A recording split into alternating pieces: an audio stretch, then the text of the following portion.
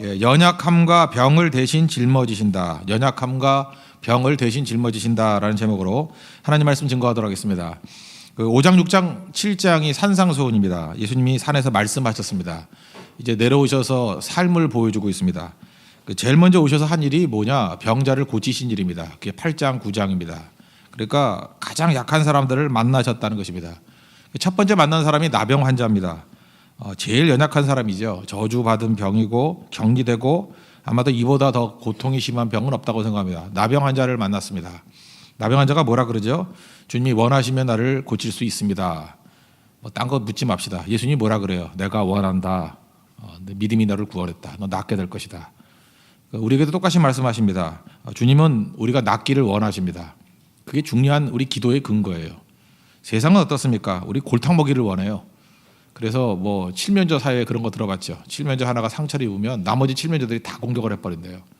우리 이지매라든지 왕따라든지 그거 아니에요. 약한 사람 공격하잖아요. 그래서 자기가 살라고. 근데 예수님은 그렇지 않다는 것입니다. 약한 자를 보시고 내가 낫기를 원한다. 우리 거기에서 출발해야 돼요. 내가 회복되기를 원한다. 예수님은 그런 마음을 갖고 계신다는 것입니다. 그리고 시작하셨다는 거예요. 그리고 백부장이 종을 고치시고 오늘 얘기입니다.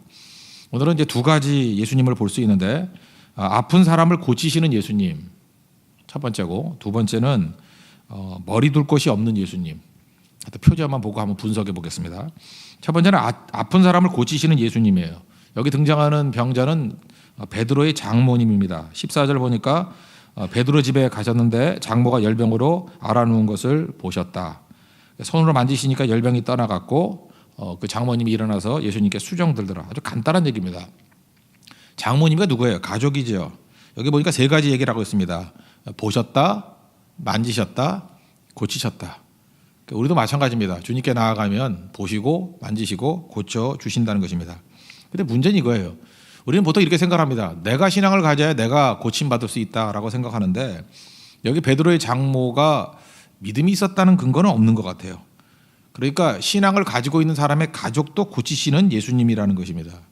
이 장모님이 기도했다는 얘기도 없고 간구했다는 얘기도 없습니다. 그런데 가족이기 때문에 고침받았다. 사실 우리는 원인 결과가 있기 때문에 이런 거 잘 받아들이고 싶지 않아요.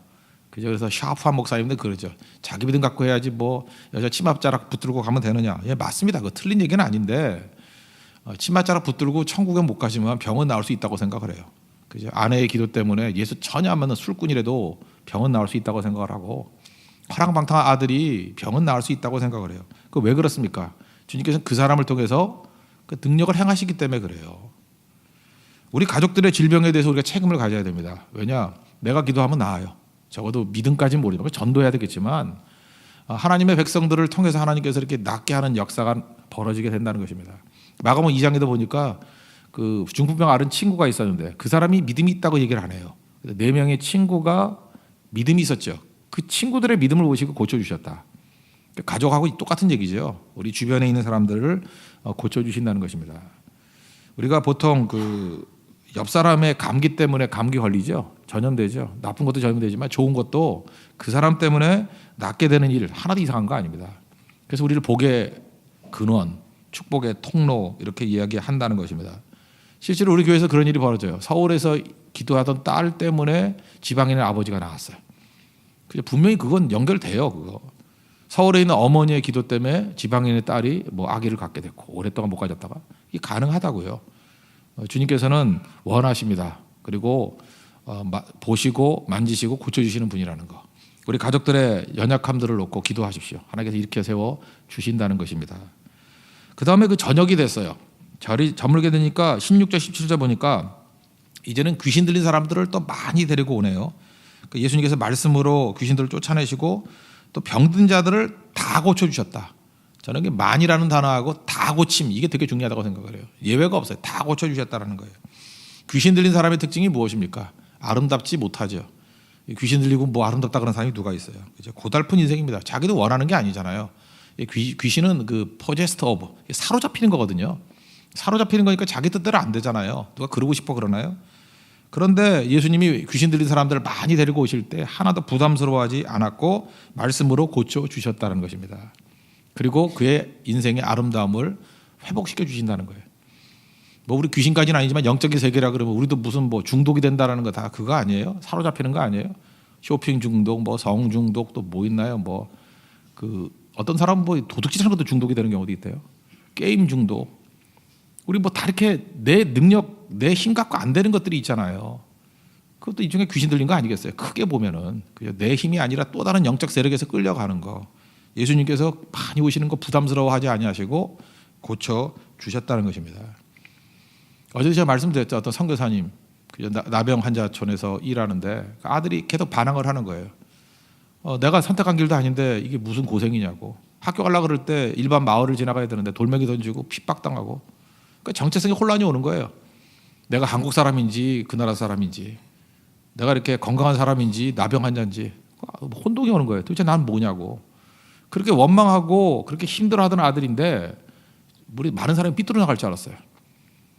근데 최근에 선교사 훈련받고 선교사로 헌신했어요. 그러면서 마지막 하는 고백이 뭐냐면 아버지에 대한 원망도 되게 많았는데 내가 선교사가 된 이유가 뭐냐. 어쩔 수 없더라는 거예요. 아버지 인생이 너무 아름답다라는 거예요. 나로서는 불편했지만 비난할 수 없다는 거예요. 너무 아름답다라는 거예요. 그 아버지 인생이 너무 감동적이라는 거예요. 저거 진짜 예수 믿는 사람이라는 거예요. 그 안에 생명이 있다라는 거예요. 투덜투덜하면서 가요. 그 길로. 그게 감동이거든요.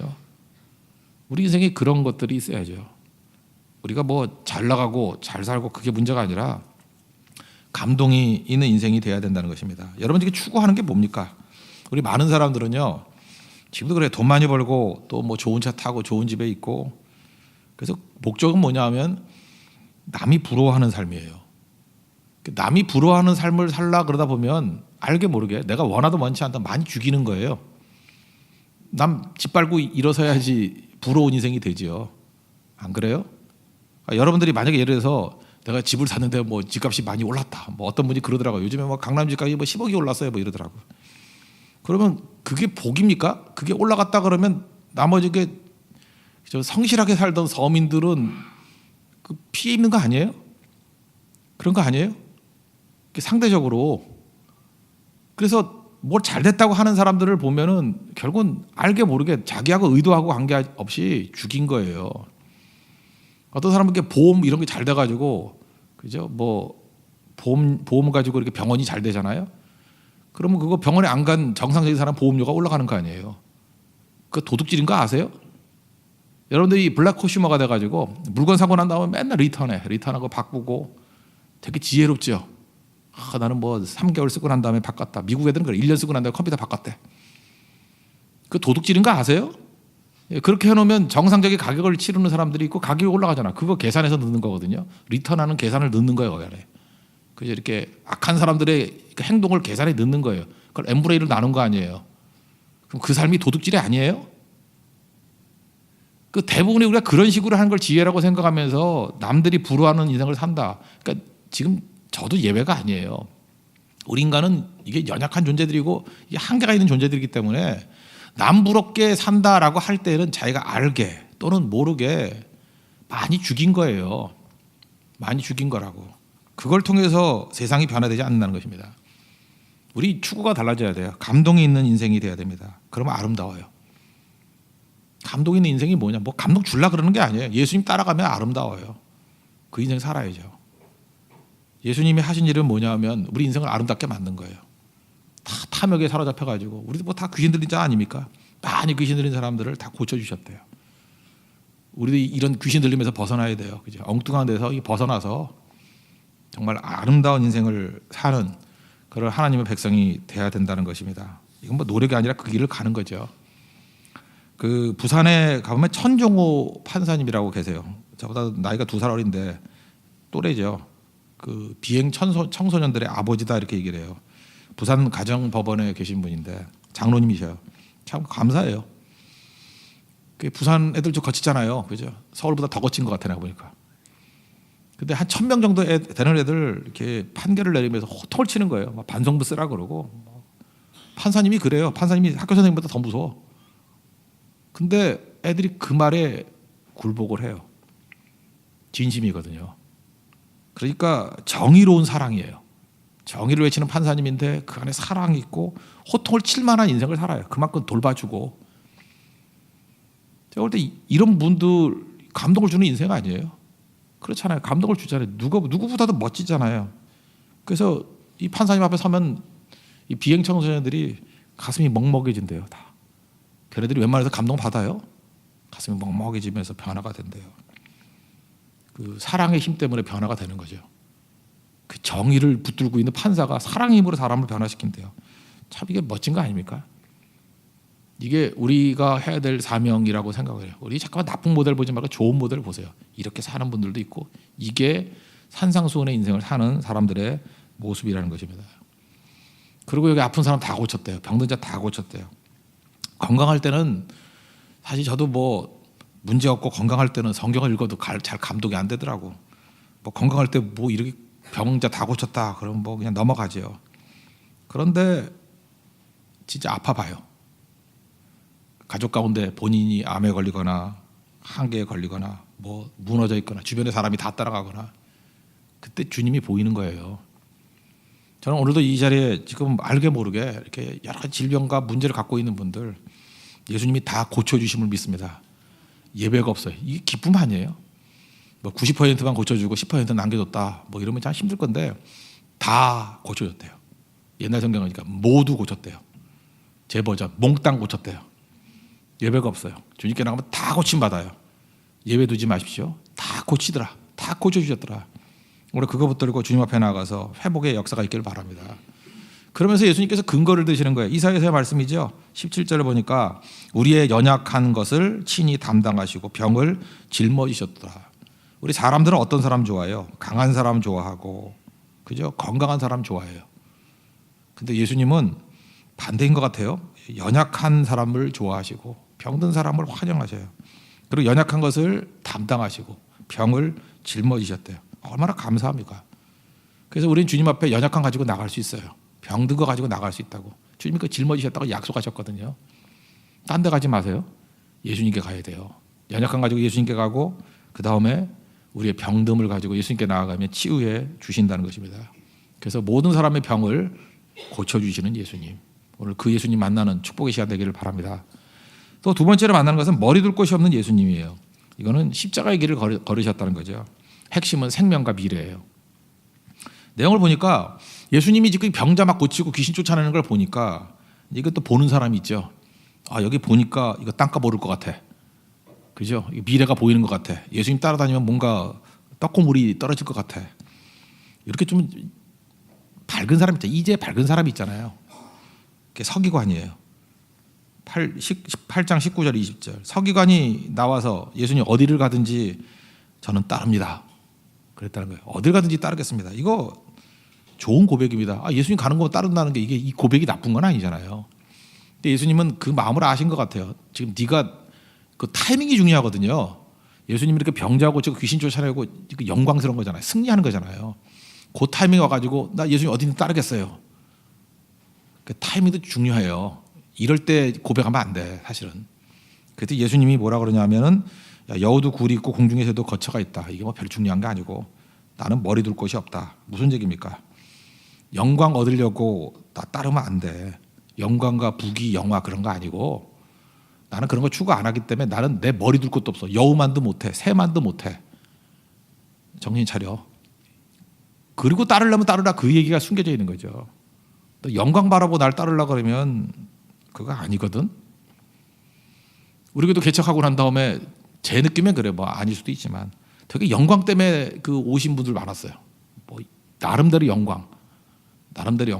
뭐 이게 뭐 장로를 할 거 아닌가, 뭐 집사를 할 거 아닌가, 권사를 할 거 아닌가, 뭐 한 자리 떵떵 뭐 이런 것들도 있었던 것 같아요. 아니면 말고 제 느낌엔 그랬어요. 근데 지금 돌아보니까 없어요 아무도. 그 남아 있을 수 없거든요. 똑같은 얘기예요, 그죠? 머리 둘 곳 없다. 우리 교회도 험한 길 갈 건데 뭐 그죠? 선교하는 길 가고 편안하게 그렇게 누리는 거 안 갈 거거든요. 교회 놀이 안 할 거거든요.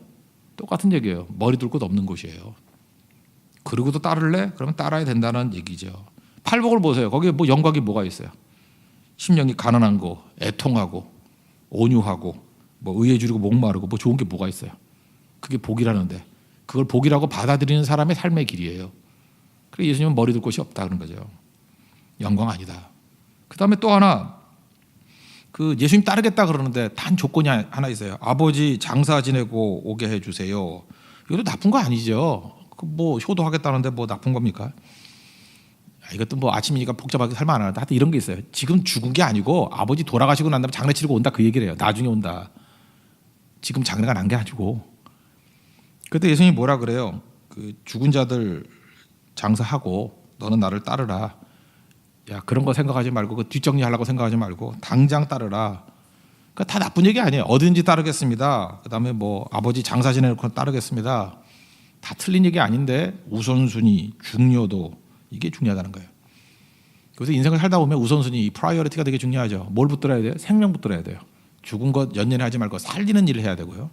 그다음에 과거에 연연하면 안 되고 미래를 추구해야 된다. 그걸 우리에게 보여주고 있다는 것입니다. 그래서 믿음은 결국은 선택이에요. 그러니까 어떤 거 선택해야 돼요?